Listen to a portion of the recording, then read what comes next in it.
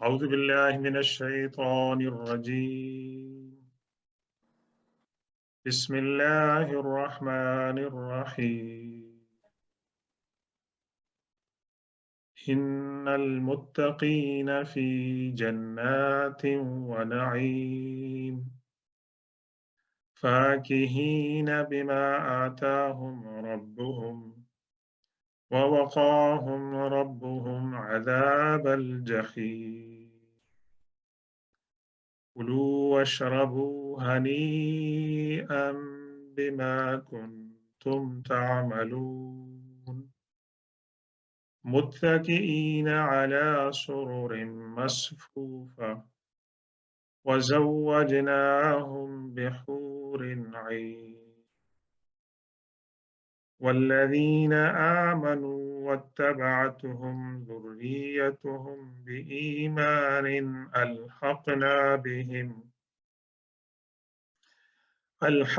بهم ذريتهم وما ألتناهم من عملهم من شيء كل امرئ بما كسب رهين. صدق الله مولانا العظيم وبلغنا رسوله النبي الأمي الأمين الكريم ونحن على ذلك لمن الشاهدين والشاكرين والحمد لله رب العالمين.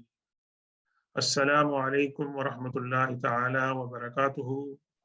اللہ تبارک و تعالی کے فضل و کرم سے ہمیں اپنی زندگی میں دوبارہ یہ ماہ مبارک ملا ہے۔ اللہ تبارک و تعالی جس طرح اس نے اپنی مہربانی سے ہمیں یہ مقدس مہینہ عطا فرمایا ہے، اس کی سعادت عطا فرمائی ہے، اللہ تعالیٰ سے التجا ہے اور اس سے درخواست ہے، دعا ہے کہ اپنی مہربانی سے ہمیں اس کی قدر کرنے کی بھی توفیق عطا فرمائے، اور اس کے اندر اللہ نے جو اپنی رحمتیں، برکتیں، نعمتیں اور مغفرتیں اور عنایات رکھی ہیں، اللہ ہم سب کو ہماری جھولیوں کو ان سے بھر دے۔ اللہ اس کی رحمتیں اور اس کی مغفرتیں عطا فرمائے، اور بقول حضور پاک صلی اللہ علیہ وسلم کے کہ ہمیں جہنم سے آزادی کا پروانہ جو ہے وہ عطا ہو۔ تو اپنی بساط کے مطابق نہیں بلکہ اپنی بساط سے بڑھ کر، اپنی بساط سے نہیں بلکہ اپنی بساط سے بڑھ کر ہمیں اس ماہ مبارک کے اندر نیکیوں کو سمیٹنا چاہیے۔ اور کیا پتا کہ ہماری زندگی کا یہ آخری رمضان، ہمیں کیا پتا ہے کہ ہمیں آئندہ یہ مقدس مہینہ نہ ملے۔ تو میں یہ ایک مثال دیتا ہوں کہ آپ کے علاقے میں لڑائی چھڑ گئی ہے اور آپ کو 24 آورز نوٹس دیا گیا ہے کہ آپ جتنا سامان اپنا اٹھا سکتے ہیں، ٹرک بہت بڑا ہے، جہاز بہت بڑا ہے، اس کے اندر کمی نہیں ہے، لیکن جس قدر آپ سامان اٹھا سکتے ہیں اپنے ساتھ اٹھا کے لے جائیں، اور وہاں پر کوئی پابندی نہیں ہے۔ تو اسی طریقے سے ہم یہ سمجھیں کہ اگر ہماری زندگی کا آخری رمضان ہو اور پھر ہمیں دوبارہ رمضان نہ ملے، تو ہم اس میں زیادہ سے زیادہ کوشش کریں اور اس کے اندر کچھ قربانیاں دیں اپنے نفس کی، اپنے آرام کی، کہ ہمیں زیادہ سے زیادہ جو ہے اس کی نعمتیں ملے۔ اللہ تبارک و تعالیٰ اسے ہم سب کے لیے مبارک بنائے۔ اللہ تبارک و تعالیٰ اس کی برکت سے ہماری زندگیوں کے اندر امن اور برکت آئے، اور اللہ تبارک و تعالیٰ اس مبارک اور خاموش مہمان کی برکت سے اللہ تعالیٰ مسلمانوں کے اندر اور پوری دنیا کے اندر امن لائے۔ تو آج ہم سورہ طور کی آیت نمبر 17 سے آغاز کر رہے ہیں، اور یہ پورا رکوع تقریباً آیت نمبر 28 تک جو ہے ایک ہی اس کے اندر ٹاپک ہے، اور وہ ٹاپک ہے کہ اہل ایمان اور پرہیزگاروں کے لیے اللہ کی جو نعمتیں آخرت میں ان کا مختلف انواع کے جو وہاں نعمتیں اللہ تعالیٰ نے اس کا ذکر کیا ہے، اور یہ ذکر ہو رہا ہے کمپیریٹیولی جو لوگ کے بدبخت ہوں گے، جہنم کا ان کا ٹھکانہ ہوگا، ان کی سزاؤں کے بعد اس کا ذکر ہو رہا ہے، اور یہ ذکر ایک ایسے ماحول میں ہو رہا ہے کہ جہاں پر کہ یہ اس طرح کی باتیں انکنسیویبل تھیں، جیسے ہمارے آج کل مٹیریلسٹک دور ہے، اس زمانے میں بھی مٹیریلسٹک مائنڈ تھا، مٹیریلسٹک اس سینس میں کہ اندر دنیا ہے، اس سے لطف اٹھائیں اور مرنے کے بعد کچھ نہیں ہوگا، مٹی ہو جائیں گے، کوئی لائف آفٹر ڈیتھ نہیں ہے، کوئی جنت دوزخ نہیں ہے۔ تو جو لوگ حضور پاک صلی اللہ علیہ وسلم پر ایمان لا رہے تھے اور تکلیفیں برداشت کر رہے تھے، ان کے پاس سے ایک یقین تھا کہ اللہ تبارک و تعالیٰ ان کو اس کا ریوارڈ دے گا، اس لیے وہ تمام تکلیفیں خوشی خوشی جو ہے برداشت کر رہے تھے۔ غور و فکر کی بات اس آیت کے اندر 17 نمبر کے اندر یہ ہے کہ اس نے ان المؤمنین نہیں کہا، ان المتقین کہا۔ بے شک مومن جس کے دل میں رتی برابر بھی ایمان ہوگا، ایونچولی اللہ کی مہربانی سے وہ جنت میں جائے گا۔ لیکن متقین جہاں بھی قرآن پاک میں اکثر ذکر آیا ہے، متقین کا جو ریوارڈ ہے، ان کا جو انجام ہے، ان کا جو اجر اور ثواب ہے، وہ انبیاء کرام کے بعد متقین کا مقام ہے۔ تو ایمان لانے کے بعد یہ ہو سکتا ہے اور ہوتا ہے کہ انسان راستے سے بھٹک جائے۔ آپ سورہ آل عمران کی اس آیت میں نے دوبارہ غور کیا کہ اللہ تعالیٰ نے فرمایا ربنا لا تزغ قلوبنا بعد اذ ہدیتنا وہب لنا من لدنک رحمۃ۔ اے اللہ، اپنے جو ہمیں جو ہدایت آپ نے عطا فرمائی، ہدایت کے بعد ہمیں جو ہے وہ ثابت قدمی عطا فرما اور ہمیں گمراہی سے بچا۔ تو اللہ تبارک و تعالیٰ متقین کے جو درجات ہیں وہ بہت ہی بلند فرمائے ہیں۔ یہاں ذکر ہو رہا ہے ان المتقین فی جنات و نعیم، بے شک متقین جو ہوں گے وہ کہاں پر ہوں گے؟ باغات کے اندر ہوں گے، اور صرف باغات ہی کافی نہیں ہے بلکہ اس کے اندر نعیم بھی فرمایا کہ اس کے اندر نعمتوں کے اندر بھی ہوں گے۔ تو دو اللہ تبارک و تعالیٰ نے الفاظ استعمال فرمائے، ایک تو جنات کا کہ جس میں ہر قسم کی انواع اقسام کی نعمتیں ہوں گی، اور دوسرے علاوہ اس کے علاوہ اور بہت سی نعمتیں ہوں گی، ایسی نعمتیں کہ جس کا انسان نے دنیا میں تصور نہیں کیا ہوگا، جن کو انسان نے دیکھا نہیں ہوگا، جن کے بارے میں انسان نے سنا نہیں ہوگا۔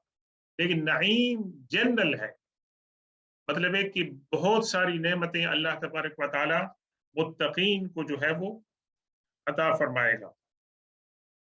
اس کے بعد کیا فرمایا؟ فاکہین بما آتاہم ربہم ووقاہم ربہم عذاب الجحیم۔ آیت نمبر 18 کے اندر ربہم کو ریپیٹ کیا گیا ہے، اور اس کے اندر ایک لطیف نقطہ ہے جس کے بارے میں انشاءاللہ ہم بات کرتے ہیں۔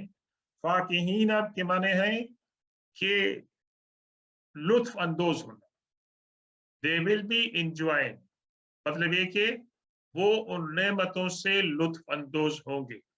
دنیا میں کتنی نعمتیں ہیں کہ جن سے بظاہر ہم لطف اندوز ہوتے ہیں، لیکن اس کی ایک لمٹ ہوتی ہے، اور بعض نعمتیں ایسی ہیں، آپ کوکا کولا کتنا پئیں، زیادہ پئیں گے تو آپ کو پتا اس کا کیا اثر پڑے گا، بریانی آپ کتنی کھائیں گے، زیادہ کھائیں گے تو آپ کو پتا کیا اثر ہوگا۔ فاکہین کے معنی ہے کہ وہ باغات کے اندر اور نعمتوں سے انجوائے کریں، ان سے لطف اندوز ہوں گے، اور اس کے اندر کوئی لمٹ نہیں ہوگی کہ آپ ایک ڈش لے سکتے ہیں یا 2 ڈش لے سکتے ہیں، نہیں، اللہ تبارک و تعالیٰ کا جو دسترخوان ہوگا وہ نعمتوں کا، وہ ایک بفے ہوگا، اور اس کے اندر جتنا آپ لے سکتے ہیں، انجوائے کر سکتے ہیں، وہ آپ انجوائے کریں گے۔ فاکہین بما آتاہم ربہم، وہ انجوائے کریں گے کہ جو کچھ اللہ نے ان کو عطا فرمایا ہے۔ بما آتاہم ربہم، جو اللہ نے ان کو نعمتیں عطا فرمائی۔ آپ دیکھیں سوال یہاں پر یہ ہوتا ہے، ہمیں تلقین کیا جاتی ہے کہ ہم نیک عمل کریں اور گناہوں سے بچیں، تو نیک عمل کی برکت سے ہم جنت میں جائیں گے اور گناہوں سے بچنے کی صورت میں ہم جہنم سے بچیں گے۔ لیکن یہ دونوں باتیں اس وقت ہیں کہ اب اللہ تعالیٰ کا فضل شامل حال ہو۔ اگر اللہ تبارک و تعالیٰ کا فضل شامل حال نہ ہو تو اعمال کے بل بوتے پر ہم جنت کا دعویٰ نہیں کر سکتے ہیں اور ہم جہنم سے آزادی نہیں پا سکتے ہیں۔ تو اللہ نے فرمایا فاکہین بما آتاہم ربہم، کہ کسی اور نے اس کے اندر اس کا یا کسی اور چیز کا اس کے اندر دخل نہیں ہے سوائے اس کے کہ اللہ تبارک و تعالیٰ نے اپنا فضل کیا ہے۔ ہاں ان کے اعمال تھے، لیکن ان کے اعمال کے اندر اللہ کا فضل اور اللہ کی برکت شامل تھی۔ وَوَقَاهُمْ رَبُّهُمْ عَذَابَ الْجَحِيمِ، جنت کی نعمت ہی ایک بڑی نعمت ہے۔ اگر وہ بھی اس کا ذکر بھی ہو جاتا تو انسان کے لیے اطمینان کی بات تھی، لیکن اللہ تبارک و تعالیٰ نے دوبارہ ذکر فرمایا وَوَقَاهُمْ رَبُّهُمْ۔ اگر اللہ تعالیٰ فرماتے کہ وَوَقَاهُمْ عَذَابَ الْجَحِيمِ تو بھی مناسب تھا، مفہوم ادا ہو جاتا تھا، لیکن اللہ نے فرمایا وَوَقَاهُمْ رَبُّهُمْ عَذَابَ الْجَحِيمِ، اللہ تبارک ان کے رب نے ان کو جہنم کے عذاب سے بچایا۔ تو اللہ تبارک و تعالیٰ یعنی ہمارے اعمال تو ٹھیک ہے، میں نے نماز پڑھی ہے، میں نے روزہ رکھا ہے، قرآن پاک کی تلاوت کی ہے، لیکن مجھے کیا علم ہے کہ میری نماز کے اندر، میرے روزے کے اندر، میری قرآن کی تلاوت کے اندر کتنی مطلب ایسی باتیں ہوئی ہیں کہ جو اللہ کو پسند نہ ہو، ان کے اندر ڈیفیشنسی ہو۔ تو اللہ نے اپنی مہربانی سے میری کوتاہیوں کو، میری لغزشوں کو اللہ تعالیٰ نے اگنور فرماتی ہوئی اپنی مہربانی سے فل کیا اور جہنم سے مجھے آزادی عطا فرمائی۔ اللہ کا جو ہے وہ کرم ہے۔ اور جنت کے اندر فرق کیا ہوگا کہ جنت کے اندر اعمال کے لحاظ سے مراتب ہو، انبیاء کرام کا مرتبہ، اور پھر انبیاء کرام کے اندر خاتم الرسول صلی اللہ علیہ وسلم، ہمارے اور آپ کے پیارے آقا محمد الرسول اللہ صلی اللہ علیہ وسلم کا مقام جو ہے وہ بہت ہی عظیم اور بلند ہوگا۔ تو اور جہنم کے اندر بھی جو ہے مراتب ہوں گے کہ لوگوں کے گناہوں کی وجہ سے ان کے درجات ہوں گے، لیکن پھر بھی جنت جہنم کا ادنا درجہ بھی جو ہے وہ انسان کے لیے باعث تکلیف ہوگا۔ تو ایک دعا ہے، پہلے اگر میں نے نہیں سنائی ہے تو سن لیں، آپ اس کا ترجمہ بھی کر سکتے ہیں کہ حضور پاک صلی اللہ علیہ وسلم نے فرمایا تھا کہ جنت کا سوال کریں اللہ سے اور جہنم سے پناہ مانگے۔ تو یہ کیا دعا ہے کہ اللہم انی اسألک الجنت وما قرب الیہا من قول وعمل، اے اللہ میں آپ سے جنت کا سوال کرتا ہوں اور ہر اس عمل کا اور ہر اس بول چال کا بھی سوال کرتا ہوں کہ جو عمل اور جو گفتگو جنت کے لیے مجھے قریب کرے، اور وَأَعُوذُ بِكَ مِنَ النَّارِ وَمَا قَرَّبَ إِلَيْهَا مِنْ قَوْلٍ أَوْ عَمَلٍ، اور میں اللہ تیری پناہ مانگتا ہوں جہنم سے اور ہر اس بات سے اور ہر اس عمل سے کہ مجھے جہنم سے جو ہے وہ پناہ دے دے۔ تو روزانہ کی دعاؤں کے اندر اور خاص طور پر یہ جو بہت ہی کمپریہنسو دعا اور حضور پاک صلی اللہ علیہ وسلم کی پسندیدہ دعا تھی، اللہم ربنا آتنا فی الدنیا حسنۃ وفی الآخرۃ حسنۃ وقنا عذاب النار، اللہ تعالی ہمیں جہنم کے عذاب سے جو ہے بچائے۔ یہ بہت بڑی اچیومنٹ ہے، اور اللہ تبارک و تعالی وہاں پر اپنے نیک بندوں کو انواع و اقسام کی جو مطلب ہے کہ نعمتیں ان سے جو ہے ان کو سرفراز فرمائے گا۔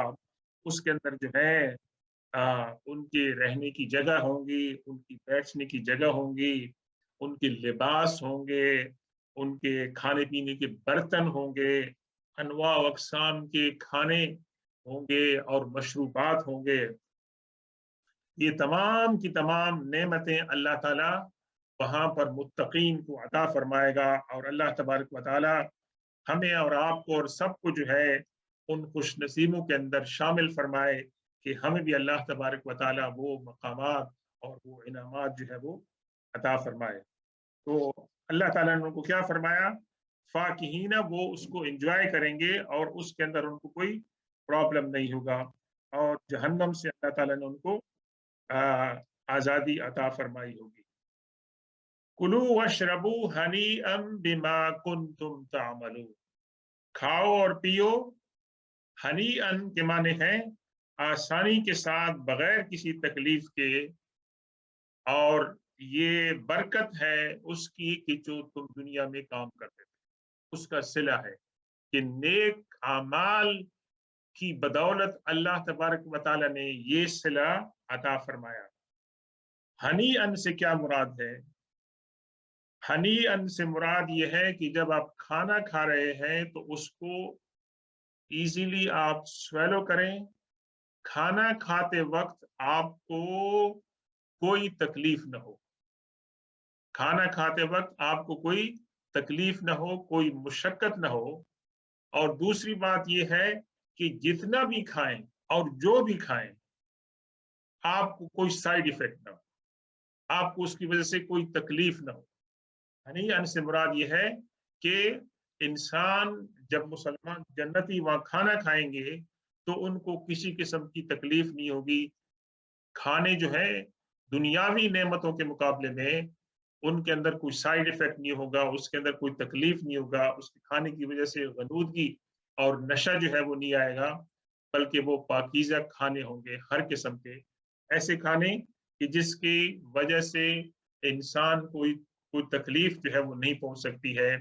تو یہ اللہ تعالیٰ ان کو انعام فرما رہا ہے اور اعلان فرما رہا ہے کہ آپ کھائیں پیئیں، اور بغیر کسی وری کے، بغیر کسی ٹینشن کے، اگر آپ کے سامنے کھانا کتنا اچھا پڑا ہو لیکن اگر آپ پریشان ہوں گے تو وہ کھانا تو آپ انجوائے نہیں کریں گے، اور وہ کھانا آپ کے بدن پر وہ اثر بھی نہیں کر سکتا۔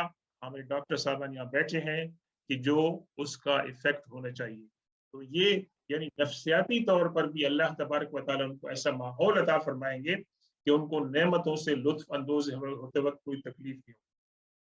متکئین علی سرر مصفوفۃ، ان نعمتوں میں سے ایک نعمت کی مثال اللہ نے بیان کی، وہ کیا ہے؟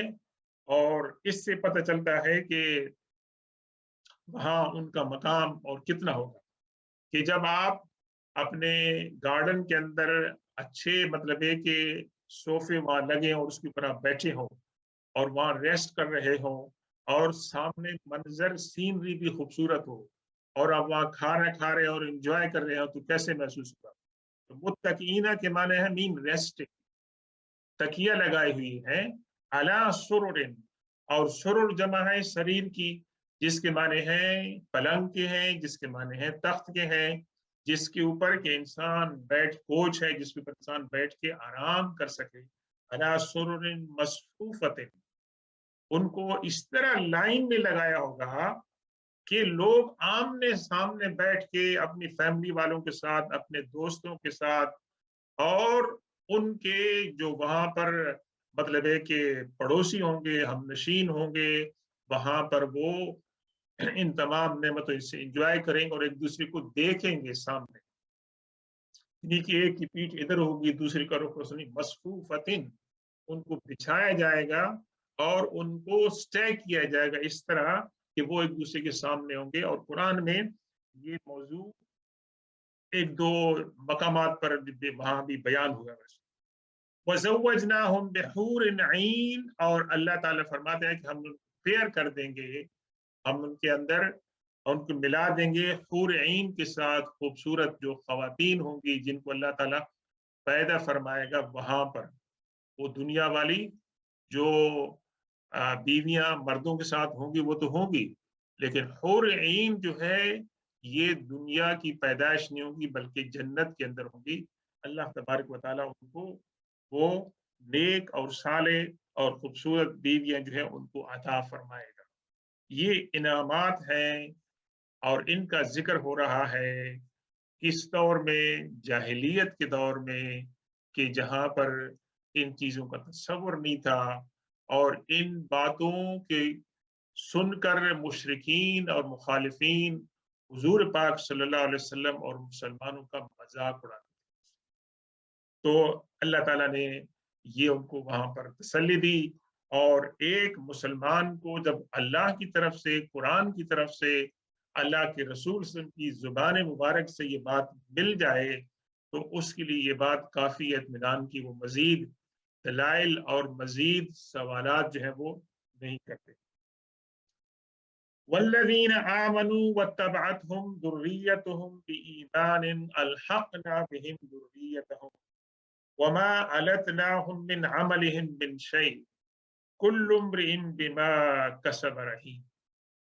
اللہ تبارک و تعالی جب جنتیوں کو جنت کے اندر داخل فرمائیں گے تو جنتیوں کو دنیا کی کوئی چیزیں یاد آئیں گی اور ان میں سب سے جو بڑی یاد آئے گی کہ ماں باپ کو اپنی اولاد یاد آئے گی.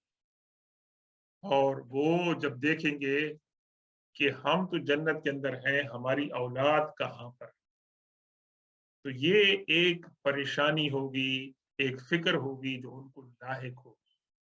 تو ان کو یہ فکر لاحق ہونے سے پہلے اللہ نے کیا فرمایا؟ والذین آمنوا، اور جو لوگ کہ ایمان لائے ہوں گے، دنیا کے اندر ایمان لائے تھے. واتبعتهم ذریتهم بإیمان، اور ان کی اولادوں نے اپنے ماں باپ کو فالو کیا اپنے دین کے اندر اور ایمان کے اندر. جی، الحقنا بہم ذریتہم، ہم ان کی اولادوں کو ان کے ساتھ ملا دیں گے. جی، اب یہ تو ہو سکتا ہے کہ ماں باپ کا درجہ بلند ہو، جی، اور اولاد کا درجہ جو ہے وہ نیچے ہو، تو یہ تو ملاپ تو نہیں ہوگے نا. پھر کیا ہوگا کہ اوپر والے نیچے جائیں گے، نیچے والے اوپر جائیں گے، پھر ملاقات ہوگی، اچھا خدا حافظ، پھر ملاقات ہوگی. نہیں، اللہ نے کیا فرمایا؟ یہ اللہ نے ایک اور انعام فرمایا اہل ایمان کے ساتھ. یہ ایمان کی دولت کتنی بڑی ہے ویسے. لا الہ الا اللہ محمد رسول اللہ صلی اللہ علیہ وسلم، یہ ایک چھوٹا سا کلمہ ہے لیکن کتنا وزنی ہے، اس کی برکت کتنی ہے. اور اس کی برکت دنیا میں بھی ہمیں محسوس ہونی چاہیے اور آخرت میں تو انشاءاللہ ہمیں نظر آئے گی. یہ دیکھیں کہ اللہ نے فرمایا کہ ہم ایمان والوں کو، ماں باپ کو، ان کی اولاد ان کے ساتھ ملا دیں گے. وما علتناہم من عملہم من شیء، ماں باپ کے جو اعمال صالحہ ہوں گے ان کے اعمال صالح کے اندر کوئی کمی نہیں ہوگی. اللہ نہیں فرمائے گا کہ ہاں آپ کے تو یہ انعامات تھے، تھوڑا سا ہم اسے کم کر رہے ہیں کیونکہ آپ کی اولاد کو ملا رہے ہیں. نہیں، یہ اللہ کی مہربانی ہے، اللہ کی رحمت، اللہ کا انعام ہے. اللہ تبارک و تعالیٰ جب انعام دیتا ہے تو وہ ان چیزوں کو نہیں کاؤنٹ، مطلب ہے کہ 2 and 2 4 نہیں کرتا ہے. وہ تو ایک کے 1000، جی، اور 10,000 اور اس سے بھی زیادہ جو ہے نا وہ عطا فرماتا ہے. وما علتناہم من عمل شیء، ان کے عمل میں سے کوئی چیز کمی نہیں ہو. اسی طریقے سے اہل ایمان والے، ان کے جو دوست تھے دنیا کے اندر، وہ اپنے دوستوں سے ملاقات کر سکیں گے جنت کے اندر. ایون دو کہ ان کے مقامات جو ہے وہ مختلف ہوں، لیکن وہ ملاقات کر سکیں گے. اور جنتی اپنے مسلمان دوستوں کی شفاعت کریں گے جنت کے اندر، جبکہ ان کے دوست جہنم کے اندر ہوں گے لیکن وہ ایمان والے ہوں گے. تو اللہ تعالیٰ کے پیغمبر جو ہیں وہ شفاعت فرمائیں گے، اللہ کے فرشتے جو ہیں وہ کیا کریں گے؟ وہ شفاعت کریں گے ان لوگوں کے لیے. اور مسلمان جنتی جو کسی کو جانتے ہوں گے اپنے دوست احباب کو، اور ان کو وہاں مس کر رہے ہوں گے، ان کو دیکھیں گے کہ وہ نظر نہیں آ رہے ہیں، وہ کہاں ہیں، ویسے ان کو کہیں گے جاؤ اور دوست کو ڈھونڈو اور ان کو لے کے آؤ اور تمہاری شفاعت سے سفارش سے ہم ان کو جنت کے اندر لے آئیں گے۔ تو یہ اللہ تبارک و تعالیٰ کے انعامات ہیں۔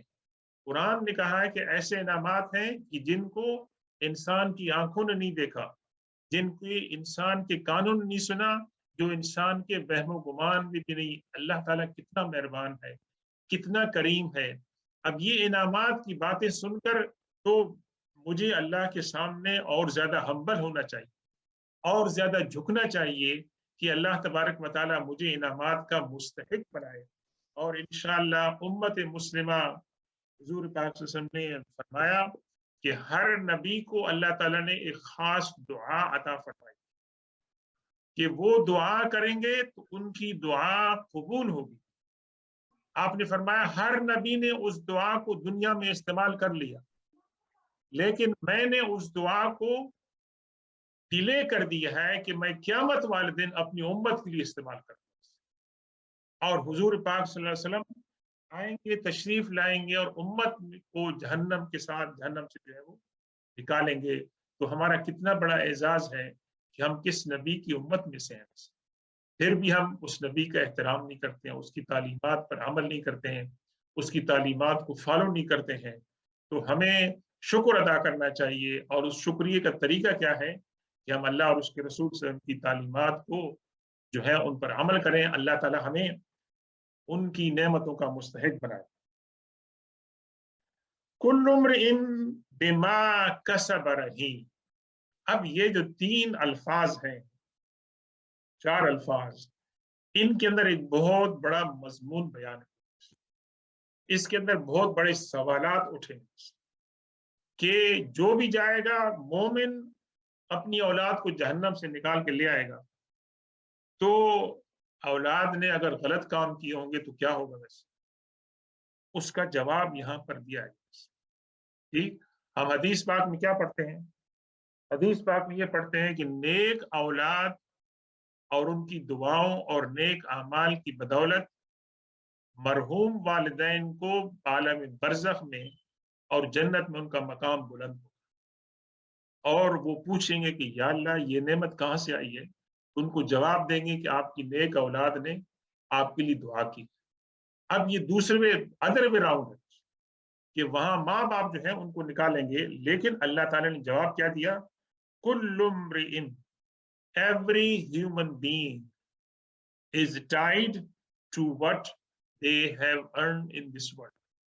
رہین ہم کہتے ہیں نا مورگیج کو، جی، کہ میں نے یہ لیپ ٹاپ خریدا ہے، میرے پاس پیسے نہیں ہیں، لیکن یہ لیپ ٹاپ آپ کے پاس مورگیج رہے گا جب تک کہ میں اس کی قیمت نہیں ادا کروں۔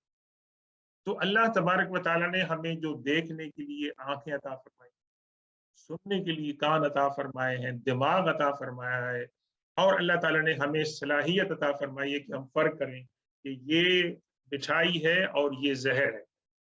تو ظاہر ہے ہم زہر کو ہاتھ نہیں لگائیں گے کیونکہ ہمیں پتہ ہے کہ زہر سے تکلیف ہوتی ہے، تو ہم مٹھائی کھائیں گے کیونکہ پتہ ہے کہ مٹھائی جو ہے وہ اچھی چیز ہے اور زہر جو ہے نقصان والا ہے۔ تو یہ تمیز اللہ نے عطا فرمائی، ہمیں ٹانگیں عطا فرمائی، زندگی عطا فرمائی، اور زندگی کی بے شمار۔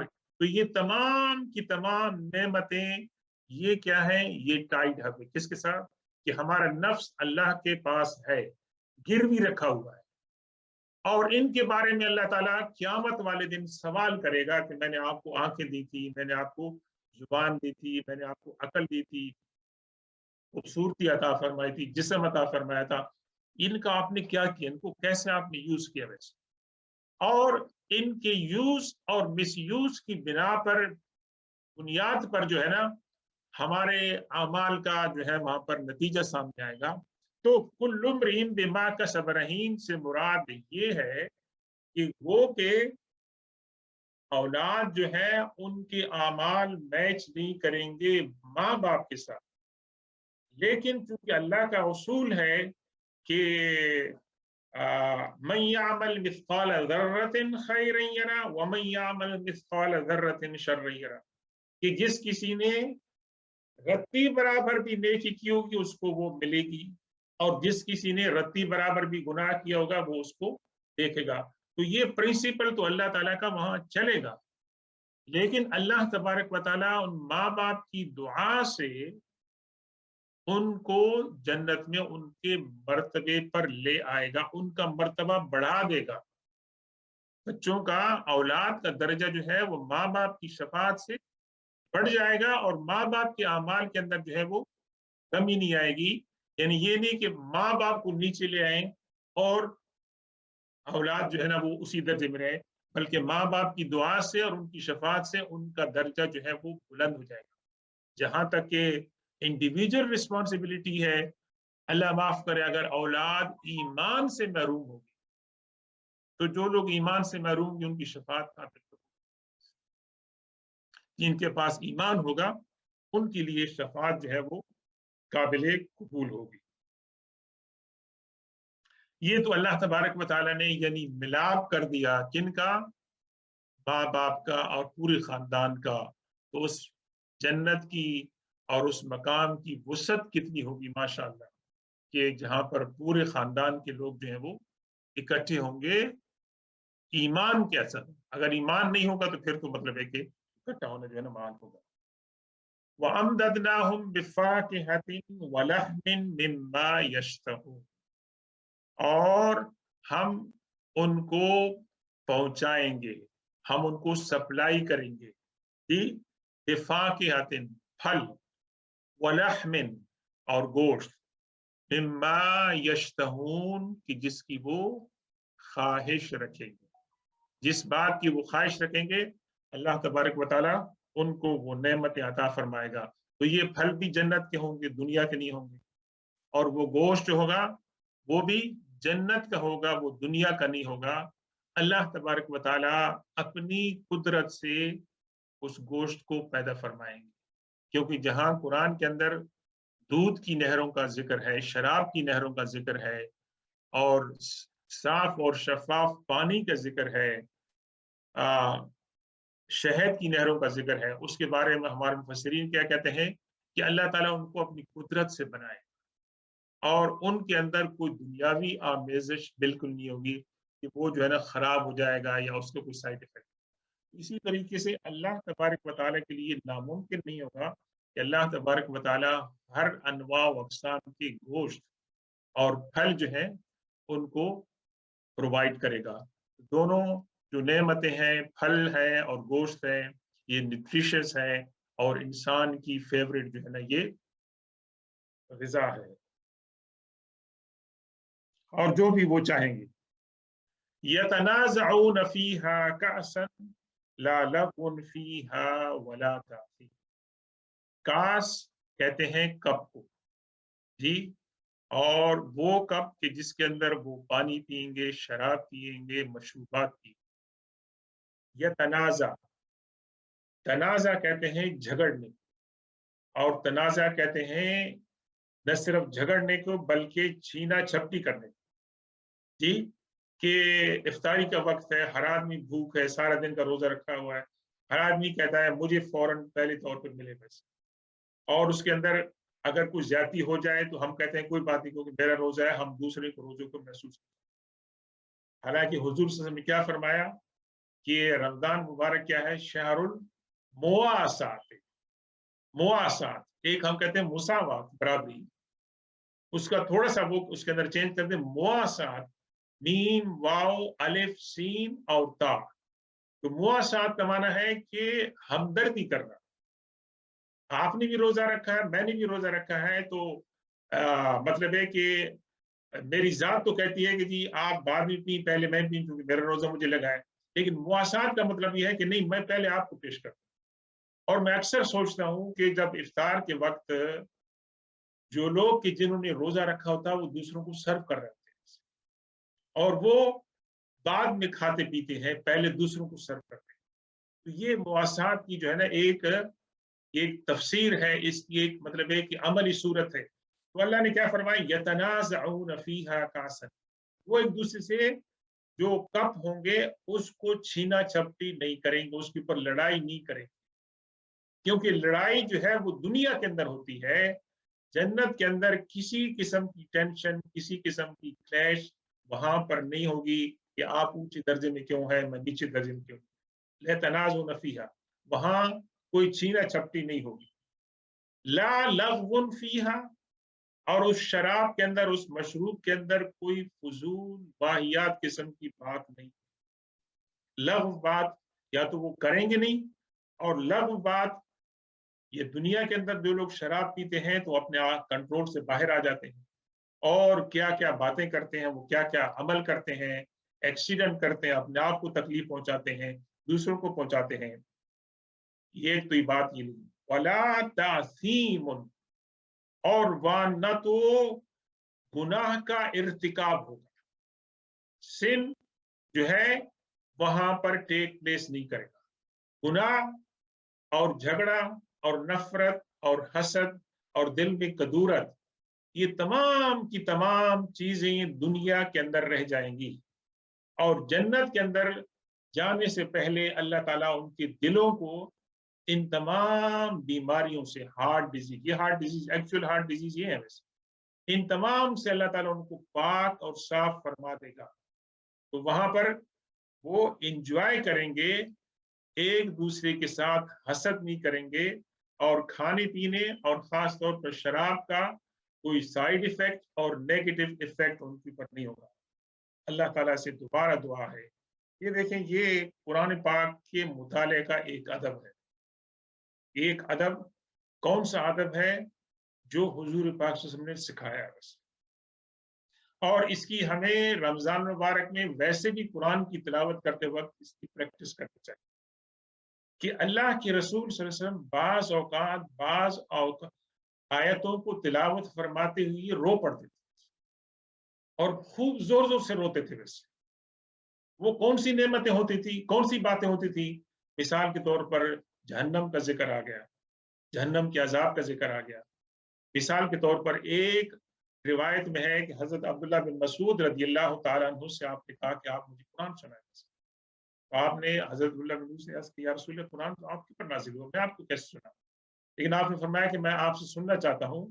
तो जब हजरत अब्दुल्ला बिन मसूद इस मकाम पर पहुंचे कि वजेना बिका हाउलाई शहीदा, कि हम में से हर उम्मत में से एक गवाह को हम उठा के लाएंगे, पैगंबर को, और आपको उन तमाम के ऊपर गवाह लाएंगे। तो हुजूर सल्लल्लाहु अलैहि वसल्लम इसको पढ़कर रोने, क्या था कि ये अल्लाह के इनाम को देखकर आप रोने लगे कि अल्लाह ताला ने मुझे इतना बड़ा स्टेटस जो है वो अता फरमाया। और अब्दुल्ला बिन मसूद से आपने फरमाया कि बस स्टॉप कर। तो हम भी कुरान पाक की तिलावत करते वक्त जहां अल्लाह की नेमतें हैं तो वहां हाथ उठाकर दुआ करें कि अल्लाह ये नेमतें तू हमें अता फरमा। जहां अल्लाह ताला का अजाब है और अल्लाह के गजब का जिक्र है और शैतान की मक्कारी और फरेबी का और नफ्स की फरेबी का जिक्र है, तो वहां अल्लाह ताला से हम जो है वो पनाह मांगे। ये कुरान का जो एटिकेट है उसकी रिसाइटेशन का, ये सुन्नत नबवी है, और इसको हमें जो है अपने जब कुरान की तिलावत करें तो उसके अंदर हमें शामिल करना चाहिए कि अल्लाह ताला से उस वक्त दुआएं मांगनी चाहिए। अब ये उनको नेमतें जब अता फरमाई तो अल्लाह ताला ने वहां क्या मतलब है कि मंजर कशी फरमाई। वयतूफु अलैहिम गिलमानुन लहुम कअन्नहुम लुअलुउन मकनून। यतूफ, आप कहते हैं ना, आप तवाफ करना, घूमना फिरना जी, उनके सामने घूमेंगे फिरेंगे गिलमान, लड़के, और खादिम। जी, इसके माने खादिम भी कर सकते हैं वैसे आप, कि उनके सामने वो घूमे फिरेंगे, और वो खादिम कैसे होंगे? लुअलु, जो मोती होंगे, मकनून, जिसको छुपा कर रखा है, यानी सीप के अंदर उसको छुपा कर रखा गया हो, इतनी हिफाजत के साथ प्रोटेक्ट करके कि वो इतने खूबसूरत होंगे, हसीन और जमील होंगे कि उनकी शक्ल सूरत से जन्नतियों को उन्स महसूस होगा, और वो बहुत ही प्लेजेंट होंगे, और वो जन्नतियों की खिदमत गुजार हो। सुभान अल्लाह, कितना बड़ा मकाम अल्लाह ताला ने जन्नतियों को अता फरमाया। और वो उनके सामने आएंगे और उनके सामने घूमेंगे फिरेंगे, गिलमानुल लहुम। तो मुफस्सिरीन कहते हैं कि यहाँ एक बड़ा लतीफ नुक्ता है कि ये नहीं फरमाया गिलमानुहुम, ان کے خادم بلکہ غلمان لہم ان کے لیے خدمت گزار ہوں گے. غلمان ہم سے مراد یہ تھا کہ جی آپ کو 2 خادم دے دیے, اللہ تعالیٰ وہ بھی عطا فرما دیتا تو وہ بھی اس کی مہربانی تھی, لیکن ایک خادم نہیں ہے. غلمان لہم, they are going to be so many servants on their service, on their disposal. ان کو بلائیں گے. دیکھیں نا, یہ وہ بیٹھے ہوئی ہیں, ان کو کسی چیز کو اٹھانے کی تکلیف بھی نہیں ہے, وہ بیٹھے ہوئی ہیں اور کسی چیز کی خواہش کا اظہار کرتے ہیں اور خادم کو بلاتے ہیں تو خادم دست بدرسہ حاضر ہو کر وہ جو چاہتے ہیں ان کے سامنے وہ پیش کریں گے. کتنا بڑا مقام اللہ تعالیٰ نے جنتیوں کو, متقین کو, ایمان والوں کو اور یقین کرنے والوں کو اللہ تعالیٰ نے عطا فرمایا. اللہ تبارک و تعالیٰ کی حضرت یوسف علیہ السلام کی ایک دعا ہے, وَأَلْحِقْنِي بِالصَّالِحِينَ, توفنی, جہاں پر حضرت یوسف علیہ السلام کا ذکر ہوتا ہے اور ان کی کہانی کنکلوڈ ہوتی ہے کہ جب ان کے ماں باپ وہاں آ جاتے ہیں, ان کو سجدہ کرتے ہیں, تو یوسف علیہ السلام دعا کرتے ہیں, توفنی مسلماً والحقنی بالصالحین, اے اللہ تعالیٰ آپ مجھے بطور مسلمان میرا خاتمہ کریں اور مجھے ملائیں کن کے ساتھ, صالحین کے ساتھ. تو ہم ایک دعا کرتے ہیں کہ اللہم اہدنا الصراط المستقیم صراط الذین انعمت علیہم, اللہ تعالیٰ ہمیں سیدھا راستہ عطا فرما اور وہ راستہ کہ جس پر تو نے, جن لوگوں پر تو نے انعام فرمایا. اور پھر سورہ آل عمران میں کیا فرمایا کہ من النبیین والصدیقین والشہداء والصالحین, کہ یہ جو اللہ کے پیغمبر ہیں اور صدیقین ہیں, شہداء ہیں اور نیک ہیں, اللہ تعالیٰ ہماری بیٹھک, ہماری ایسوسیشن قیامت کے اندر ان کے ساتھ ہو, اور دنیا میں بھی اگر ہوگی تو انشاءاللہ ان کے ساتھ دنیا میں اللہ تعالیٰ ملاپ کرے. تو یہ تمام نعمتیں جب وہ لوگ انجوائے کر رہے ہوں گے تو وہ دنیا کی زندگی کو بھی یاد کریں گے, دنیا کی کوئی باتیں وہ یاد کریں گے, اور دنیا کی ایسی باتیں جو ان کو دنیا میں پریشان کرتی تھی وہ کیا تھی, وَأَقْبَلَ بَعْضُهُمْ عَلَى بَعْضٍ يَتَسَاءَلُونَ, تو ایک دوسرے سے خاندان کے لوگ بھی ہوں گے لیکن پڑوسی بھی ہوں گے, وہاں پر نئے دوست بھی مل جائیں گے جو دنیا میں نہیں تھے, کیونکہ ہم وہاں پر ایک دوسرے کے پڑوسی ہوں گے. تو ہم بیٹھیں گے مل کر اور وہاں پر کیا کہیں گے, ایک دوسرے سے پوچھیں گے کہ آپ کی دنیا کی زندگی کیسی تھی, آپ دنیا میں تھے تو کیا ایکسپیکٹ کرتے تھے, کیا کام کرتے تھے. تو وہ ایک دوسرے سے باتیں کریں گے, ایک دوسرے سے سوال جواب کریں گے.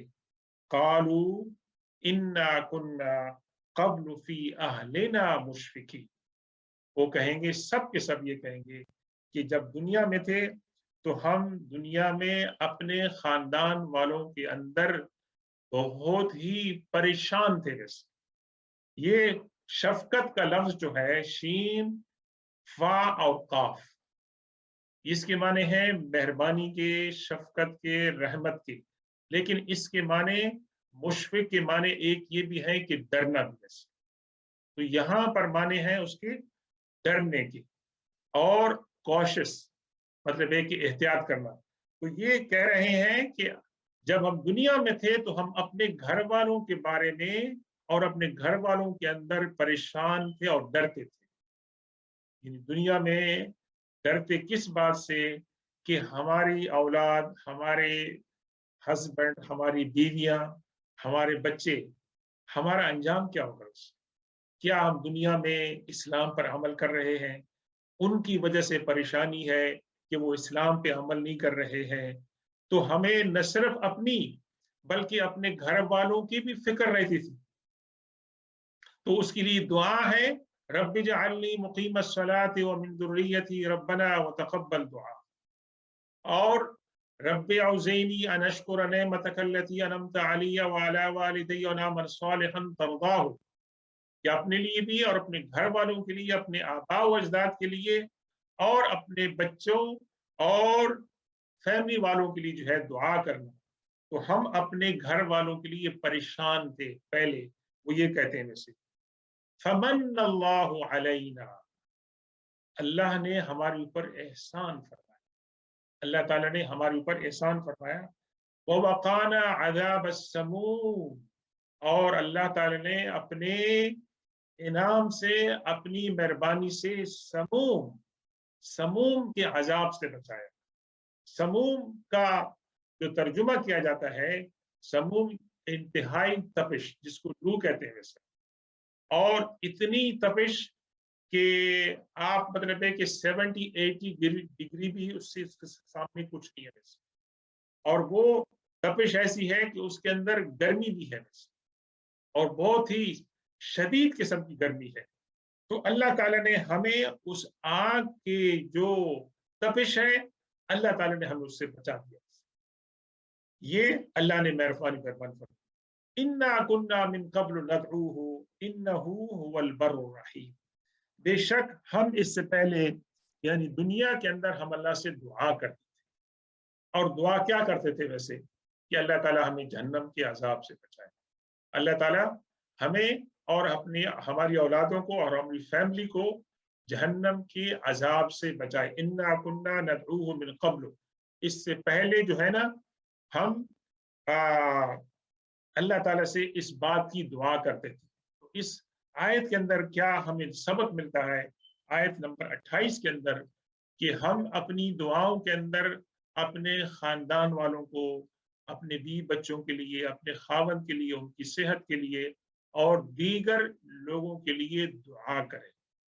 اور دعا کا ایک نقطہ کیا ہے کہ اللہ کے رسول صلی اللہ علیہ وسلم سب سے پہلے اپنی ذات سے شروع کریں، اپنے لیے دعا مانگے، پھر اس کے بعد دوسروں لوگوں کی دعا مانگے۔ تو یہ تو ہم دوسروں کے لیے دعا کرتے ہیں لیکن اپنے آپ کو بھول جائیں ویسے، تو اللہ تعالیٰ اس کا بھی انعام فرمائے گا، لیکن ہم دوسروں کے لیے بھی دعا کریں۔ اِنَّهُ هُوَ الْبَرُّ الرَّحِيمُ، بر کہتے ہیں نیک کو، جی بے شک وہ سراپا نیک ہے اور رحیم ہے اور مہربانی کرنے والا۔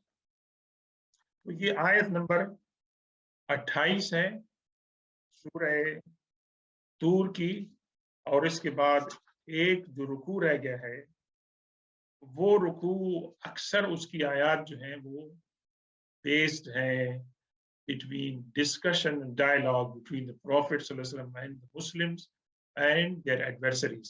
تو انشاءاللہ اگلے درس میں اس کے بارے میں بات ہوگی۔ اللہ تبارک و تعالیٰ سے دعا ہے کہ آج کے درس میں جن آیات کا ہم نے سنا ہے، اور اللہ تبارک و تعالیٰ اس مقدس مہینے میں ہمیں زیادہ سے زیادہ قرآن کی تلاوت کی توفیق عطا فرمائے، اور قرآن کو سمجھنے اور اس کے اوپر ریفلیکٹ کرنے اور اس کے اثرات کو اور اس کی برکات کو اپنے اوپر جاری اور ساری کرنے کی توفیق عطا فرمائے۔ سبحان ربک رب العزت عما یصفون وسلام علی المرسلین والحمد للہ۔